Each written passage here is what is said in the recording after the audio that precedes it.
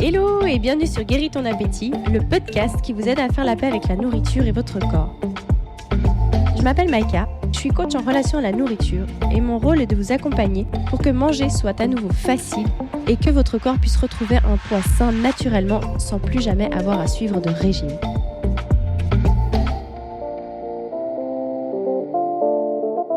Hello et bienvenue dans ce nouveau podcast. Je suis ravie aujourd'hui de recevoir une des personnes que j'accompagne qui a eu l'immense générosité d'accepter de vous partager son parcours aujourd'hui. Alors, elle a tenu à garder son nom en intime parce que c'est sa vie, parce que voilà, ça la concerne elle. Mais par contre, vraiment, je la remercie parce que c'est pas évident d'oser comme ça partager, mais c'est très motivant pour les autres et ça aide beaucoup. Donc, c'était vraiment pour vous rendre service, pour vous aider qu'elle le fait. Donc merci beaucoup à toi. Donc, bienvenue. Merci. Alors, est-ce que tu aimerais nous partager comment ça se passait pour toi avant que tu commences le programme? Pourquoi tu as voulu, qu'est-ce qui t'a donné envie de faire un suivi avec moi? Voilà, qu'est-ce qui se passait pour que ça te pousse comme ça à vouloir faire ça? Par où commencer? Déjà, j'ai eu envie de faire le programme avec toi parce que c'était de te voir et d'écouter ta façon de parler, tout ça, c'était super motivant. C'était nouveau. Je trouvais que le concept était nouveau, que c'était pas un énième programme de minceur. L'approche était totalement différente. C'était vraiment libération des compulsions. Ça, je trouvais que c'était très parlant. Et la façon dont tu présentais le programme, en guillemets, était très motivante. Ok, cool. Parce que pour toi, c'était clair que tu avais des compulsions ou non? Le mot lui-même, ça te parlait ou pas? Je pense que le mot compulsion, il a toujours été clair dans ma tête.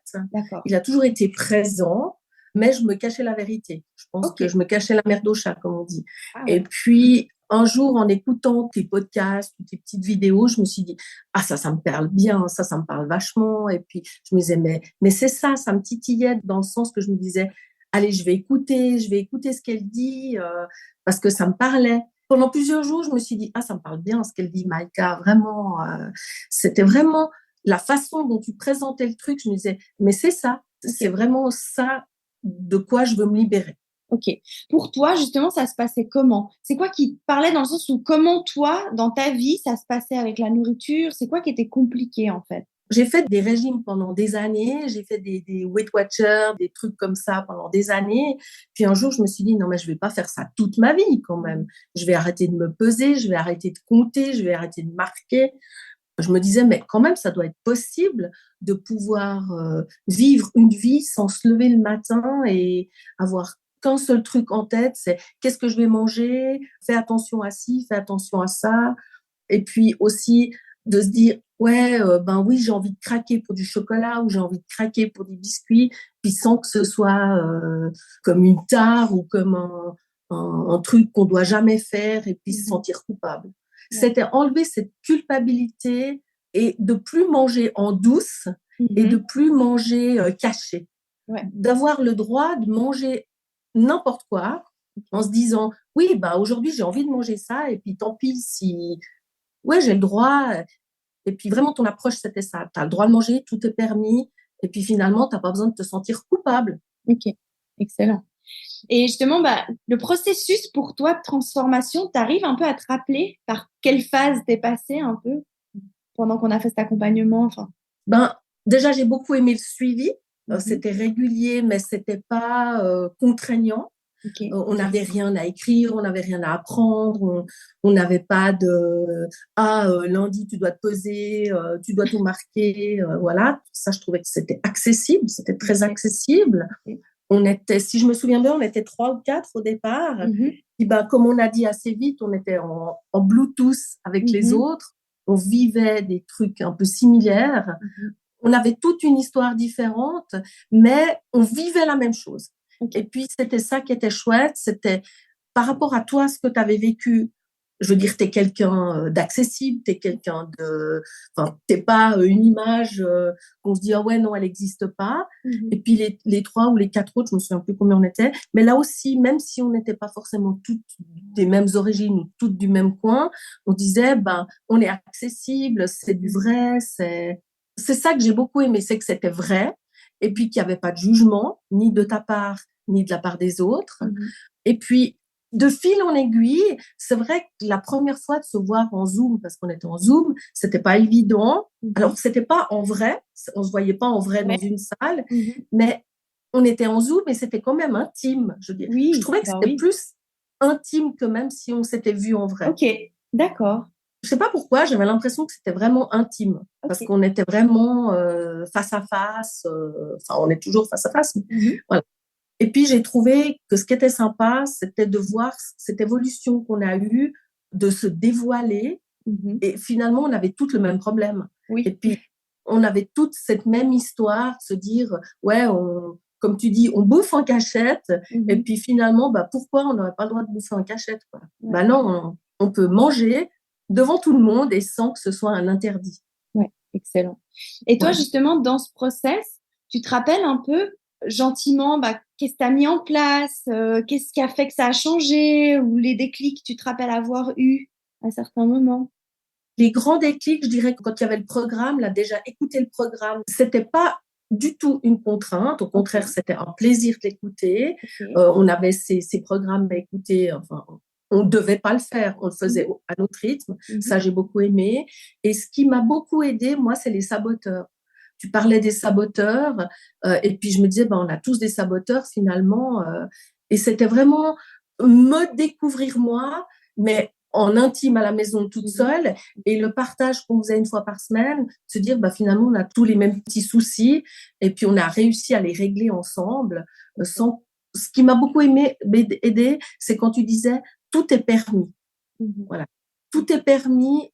C'était positif, c'était toujours positif. Il n'y avait jamais de négatif. Même si un jour on disait aujourd'hui j'ai craqué pour des chocolats ou peu importe, ou chacun son truc, c'est pas grave.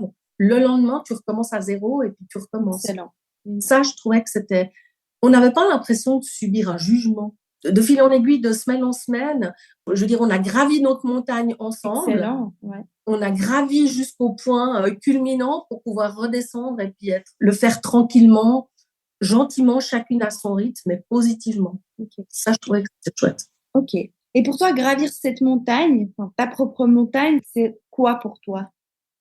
C'était, je pense, prendre conscience de mes compulsions, les identifier, identifier surtout les moments auxquels je craquais. Je pense que c'est vraiment réaliser, puis de se dire, c'est à ces moments-là que je craque.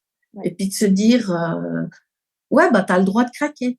Peu importe notre histoire, peu importe pourquoi, on avait tout le droit de craquer, tout le droit de gravir la montagne à notre rythme. Et puis, je dirais, moi, ma montagne, c'était mes compulsions. Et du coup, par rapport à ces craquages, justement, d'avoir le droit de craquer, le droit de manger, ça a donné quoi finalement? Aujourd'hui, ça donne quoi? Aujourd'hui, je dirais, c'est même plus des craquages, c'est à la limite se faire plaisir, même si, je dirais pas que c'est un interdit, non. On sait qu'on craque. Je pourrais remplacer ce mot par autre chose, mais je trouve pas lequel. Mais c'est plus un craquage, c'est plus une compulsion. C'est, oui, j'ai le droit, oui, j'ai envie. Et puis maintenant, avec le temps et avec le programme qui a évolué, je me pose plus de questions. Ça, c'est venu après. Oui. Pourquoi je craque et pourquoi, dans le sens, c'est plus réfléchi. Pas pourquoi, pour quelle raison, mais pourquoi je craque pour un biscuit ou pour un fruit ou voilà. Et puis justement, le fait d'avoir le droit comme ça fait, vous avez partagé plusieurs fois devant la télé, par exemple, que aujourd'hui, tu arrives à manger un ou deux biscuits, mais tu vas pas t'enfiler la boîte, ou le chocolat, un ou deux carrés, mais sans pour autant finir la plaque. Et tu as pu aussi choisir d'acheter, par exemple, du chocolat noir. Alors, c'est pas ce qui te plaît le plus, mais du coup, en fait, t'as pas l'impression d'avoir une privation. Est-ce que tu peux nous raconter un peu par rapport à ça? Alors ça, c'est vrai, c'est plus des privations. Tu nous apprends à choisir plus des aliments sains, mais que si on a aussi envie de craquer ou de s'acheter du chocolat, je dis n'importe quoi, au lait, on a le droit. Moi, j'ai adoré quand tu disais, quand tu te poses la question, est-ce que j'ai vraiment envie de ça? Et puis qu'on se dit, j'en ai pas envie maintenant, mais je sais que je pourrais aller l'acheter à n'importe quel moment. Ou même si on l'achète puis qu'il est à la maison, de se dire, comme tu dis, on peut manger les biscuits, ils sont sur la table, à côté de soi, devant la télé ou peu importe. je regarde le paquet en me disant, j'ai le droit de tout manger si je veux, mais je suis pas obligée de manger tout maintenant. Je peux manger petit à petit, c'est comme la plaque de chocolat. Tu dis, on a le droit de manger toute la plaque si on veut. Vaut mieux la mettre devant soi, la regarder, puis dire, j'ai le droit, je peux la manger en entier si je veux. Puis finalement, d'avoir le droit, c'est pas un interdit. Ben, il est là, on sait qu'il est là, on peut le manger. Puis finalement, on mange pas tout. Finalement, on mange 1 ou 2 carrés. Puis on se rend compte que le temps il passe et puis on le remet dans l'armoire et puis on sait qu'il est dans l'armoire, on peut le prendre quand on veut. Ça a changé. Ça, je trouve, c'est génial de pouvoir se dire, d'avoir réussi à faire ce passage. Ça, je trouve, c'est génial. Se dire, bah oui, mes chocolats ou peu importe pourquoi on craque, c'est là, je peux les manger à n'importe quel moment. Et puis même, je suis pas obligée de les acheter, je peux aller les chercher quand je veux. Et du coup, paradoxalement, comme tu dis, ça fait qu'on les mange plus finalement. On n'est plus obligé de faire la plaque. C'est plus pareil en fait. On a moins envie. Je sais pas pourquoi, mais on a moins envie. Oui, puis tu nous avais partagé aussi plusieurs fois dans les magasins où tout d'un coup, tu avais pris une fois, c'était quoi, un ramequin, une viande en cage, je crois. Puis tout d'un coup, tu as réfléchi ou tu t'es posé la question. Je me rappelle plus, c'était quoi exactement, où tu l'avais reposé. Alors, c'était l'histoire des ramequins, que j'adore les ramequins et les viennes en cage. Et puis, c'est vrai que c'est hyper facile quand tu te dis, oh, midi, j'ai pas fait à manger, j'ai pas le temps, allez, je me prends ça. Puis moi, j'ai réalisé que ces ramequins, finalement, me faisaient des acidités, genre gastriques, des remontées gastriques. Et puis, tu nous as appris à se poser la question si c'est vraiment ce qu'on a envie. Et puis après, je me suis dit, non, mais finalement, je sais que les ramequins, ils sont là si je les ai vraiment, mais si je me pose la question vraiment, qu'est-ce que tu as envie? Si on se pose vraiment la question, on arrive, en tout cas pour ma part, j'arrive plus à aller sur quelque chose de sain, un bout de pain avec une pomme, ou voilà, des choses saines. Mais je sais que les ramequins, ils sont là. Si vraiment j'en veux, je peux le manger. En fait, je trouve génial parce que toi, tu as vraiment appris à communiquer avec ton corps, à te poser des questions. Et puis tout d'un coup, comme tu disais, tout d'un coup, ça m'a demandé un verre d'eau chaude. Je trouvais ça rigolo, je trouvais chouette, comme tu disais ça. Et puis qu'effectivement, ça te guide vers des choses plus saines, mais pas parce qu'il faut, mais parce que foncièrement, tu écoutes tes besoins et parce que tu n'as pas envie d'avoir des aigreurs d'estomac derrière. Donc, tu vas faire un choix différent. Pas parce que tu dois, mais parce que simplement, tu es à l'écoute. Voilà, c'est ça. Puis ces histoires d'aigreur et d'estomac, moi, j'ai l'impression que c'est un petit peu comme une punition. C'est comme si mon corps, il me punissait. Mais tu as voulu manger ton ramequin. Ok, tu sais que tu peux le manger quand tu veux, mais tu sais aussi que si tu le manges, ma foi, tu auras des aigreurs d'estomac. Donc, je dirais, tout ça, j'ai plus réalisé ça. Voilà, ce programme, il m'a aidé à découvrir ça, à plus m'écouter, à plus me dire, oui, tu vois, si tu manges ça, il t'arrive ça. Voilà. C'est comme les biscuits finalement. Les biscuits, c'est les biscuits industrialisés. C'est super bon, c'est super facile. C'est un petit peu comme les ramequins. Ouais, c'est super bon, c'est super facile. Ils sont là, tu picores, mais quelque part, ça te fait aussi un peu des remontées suivant ce que c'est. Ouais, c'est chouette en fait que tu aies pu te connecter à ton corps et juste commencer à remarquer, tiens, ça me convient, ça me convient pas. Et puis gentiment diriger tes choix différemment, mais par rapport à ce qui te convient à toi personnellement. Parce qu'en plus, ce qui te convient à toi, ça conviendra peut-être pas à une autre, puis inversement. Puis du coup, c'est ça que j'ai trouvé vraiment énorme, l'écoute que tu as réussi à avoir de ton corps et à te laisser guider. Et ce que je trouve aussi génial, tu nous as partagé plein de fois, j'ai plus de balance, moi je me pèse plus, j'en sais rien. Puis tu disais l'autre jour, je dois remettre une ceinture parce que là, je commence à perdre mes pantalons. Je trouvais chou. Me dire, mais bon, je sais pas si j'ai perdu parce que du coup, je me pèse pas. Donc j'ai vraiment trouvé... Ça aussi, l'histoire de la balance, j'ai trouvé génial. Je me suis dit, je vais arrêter de me focaliser avec cette histoire de balance parce que c'est vrai que c'est un peu comme ça nous poursuit toute notre vie, la balance. C'est comme, il faut être mince, il faut être belle. Puis du coup, on a notre balance. C'est tout juste si au lever le matin, il faut absolument se lever pour voir à combien on en est. Puis je pense que maintenant, ça fait bien 1 année que je me pèse plus à la maison parce que il reste chez le médecin. Mais à la maison, je me pèse plus du tout. Et c'est vrai que ça fait quelques semaines maintenant, même ce matin, là, j'ai remis un pantalon, puis je me suis dit, ah ouais, il me va bien, je peux bien le remonter. Tu sais, c'est plus comme des fois où tu dis, oh allez, je rentre le ventre, et puis je serre, puis j'y arrive. Puis là, vraiment, ça fait plus ça. Puis je me dis, ça, c'est une victoire, non seulement pour le poids, je pense, mais aussi parce que j'arrive à ne plus me focaliser sur la balance. Excellent, c'est génial. Et je me dis, j'ai sûrement dû perdre un peu, mais peu importe combien, je rentre dans mon pantalon facilement, et puis peut-être qu'il faudra remettre une ceinture un jour. Ouais, c'est vraiment génial. Et par rapport à ça, justement, tout le travail émotionnel aussi qu'on a fait à côté de ça, hein, pour en arriver là, pour avoir les déclics, pour comprendre. Enfin, est-ce que ça, tu as envie de partager quelque chose par rapport à ça?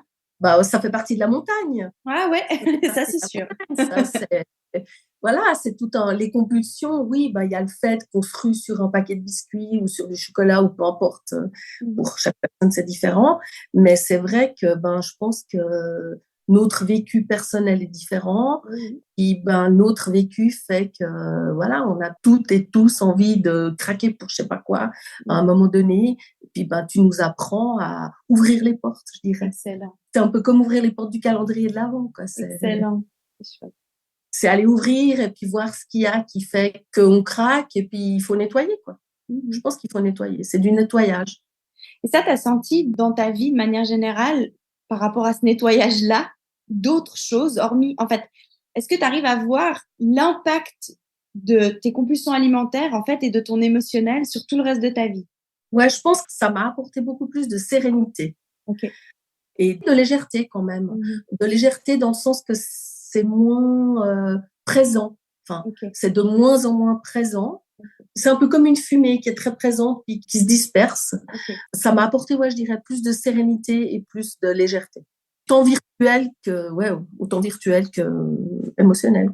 Cette fameuse fumée, comme tu dis, qui s'en va, c'est quoi exactement? Tu dis au niveau émotionnel ou au niveau de la nourriture qui s'en va petit à petit? Bah, c'est un peu un tout au niveau OK. émotionnel, je dirais, c'est un peu ces compulsions, mais je pense que les compulsions sont beaucoup liées à notre émotionnel, OK. par rapport à notre vécu ou par rapport à ce qu'on vit dans la journée ou par Mmh. rapport à la journée de folie qu'on Mmh. a. On se laisse prendre par une vie à 100 à l'heure et puis on craque et puis on se rend même pas compte qu'on craque pour, X, Y, nourriture. Mmh. C'est notre vécu émotionnel qui fait ça aussi. Et aujourd'hui, tu arrives vraiment à voir à quel point ton émotionnel, l'équilibre que tu as pu trouver, ça influence ton appétit, enfin tes envies de nourriture? Oui, oui, clairement, parce que ben, par rapport à ce que je vis ou ce qu'on a vécu, je pense que c'est pour ça qu'on craque. Mmh. Et je vois bien si une fois un jour je suis un peu stressée pour X, Y Mmh mh. raison, ben, si je me pose pas la question comme tu me l'as appris, Mmh. ben, j'aurais tendance à me laisser submerger par des Mmh. émotions et submerger par des compulsions. Ouais, c'est un apprentissage de tous les jours de se dire, ouais, qu'est-ce que tu as vraiment envie? Qu'est-ce qui te ferait plaisir? Mais je pense que c'est aussi à tous les niveaux. C'est Mmh. autant au niveau de la vie de tous les jours. Il n'y a pas que la nourriture. En tout cas, ouais, je suis vraiment contente de voir ça aujourd'hui parce qu'en plus, toi, quand on avait fait le premier rendez-vous, tu dis: «Ouais, mais bon, est-ce que ça marche? Parce que c'est pas encore un énième truc?» Ce qui est normal, hein. Tout le monde se pose cette question parce qu'à force qu'on ait mis des milliers de francs, moi aussi, hein, pour maigrir, pour ci, pour ça, puis en plus, c'est une tare, enfin voilà. Donc je trouve vraiment bravo d'avoir fait ce chemin et puis merci beaucoup de nous partager tout ça. Est-ce que tu aurais envie d'ajouter quelque chose, donner un conseil aux personnes qui t'écoutent aujourd'hui et qui vivent encore ça? Bah, je pense qu'il faut se lancer parce que moi, je suis contente de t'avoir rencontré. Je suis juste déçue de ne pas t'avoir rencontré avant, je dirais. Rencontré parce qu'on s'est jamais vu en vrai, mais de Non, t'avoir pas encore, ouais. rencontré comme ça. Parce que vraiment, tu es très pétillante. J'ai adoré les Zooms avec les autres filles, ou Mmh. voilà. Et puis vraiment, ça a été, c'est toujours, chaque semaine, je me réjouis. Et pour Mmh. rien au monde, je louperais mon Zoom. Pour rien au monde, je louperais le programme. Parce que j'ai l'impression que chaque semaine, même qu'on a arrêté pendant une période, Mmh. chaque semaine, je découvre d'autres choses. La montagne est de moins en moins haute Génial. et j'ai l'impression que je redescends petit à petit. Et puis, je suis super contente. J'arrive pas à trouver le mot qui pourrait remplacer compulsion, mais je dirais que ces compulsions maintenant, c'est plus un plaisir. Voilà. Excellent. C'est plus un plaisir que je m'octroie et vraiment en toute conscience. Voilà. Génial. En toute Excellent. conscience. Et ce programme, vraiment, c'est à celle qui hésite, je dirais, mais allez-y. Et puis au pire, bah, vous verrez bien. De toute façon, je suis sûre que toutes les autres, elles ont essayé plein de trucs. Donc, mais voilà, moi, franchement, bah, toutes les filles avec qui on a partagé ce programme, on est toutes pareilles. Pour rien au monde, on louperait une séance, quoi. Mmh. Parce que vraiment, chaque jour et chaque semaine, on avance. On avance et puis on avance bien. Et puis c'est accessible à tout le monde. C'est pas du virtuel, c'est du vrai, quoi. C'est du vrai. En tout cas, merci beaucoup, Maïka. Bah, merci à toi. Merci beaucoup, beaucoup. J'ai hâte de continuer quand même parce Oui, que, bah oui, c'est clair, oui, parce qu'on continue. en tout cas, vraiment, s'il y en a qui se posent la question, ben, je pense qu'il faut qu'elles se lancent, quoi. Il faut oser. Merci. Merci infiniment, vraiment infiniment d'avoir Merci à osé toi. partager parce que c'est pas évident. Ouais. Et puis merci. Non, c'est pas évident, mais finalement, bah voilà, je suis Ouais. pas morte. Hein. Non, bah non, hein, comme On va quoi. oser. Hein. C'est génial. Merci. Donc, merci beaucoup. Et puis, bah, j'espère que ce témoignage vous aidera. En tout cas, vraiment appréciez le geste, hein, parce que vous qui vivez des compulsions, qui écoutez cette vidéo, vous savez à quel point c'est pas évident de se dévoiler. Donc, imaginez le chemin qu'elle a pu faire pour en arriver là. Donc, vraiment, merci du fond du cœur. Et puis, bah, je vous dis à très vite pour le prochain podcast.